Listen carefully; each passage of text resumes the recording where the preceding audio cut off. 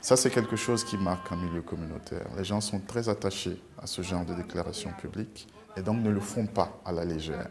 Mais ce n'est que l'aboutissement d'un long processus, parce qu'il y a un gros travail de sensibilisation et de mobilisation communautaire qui doit se faire à la base pour en arriver là. Il faut rencontrer les différentes parties prenantes, en particulier ceux qui pratiquent l'excision. Faire un gros effort de conviction, de dialogue, éviter tout ce qui est approche confrontationnelle qui risquerait simplement d'envenimer les choses.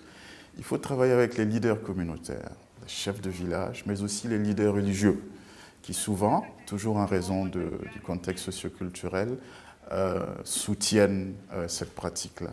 Le personnel médical, évidemment, joue un rôle important dans ce processus parce que ce sont eux qui prennent en charge les cas de mutilation génitale féminine, surtout les cas de complications.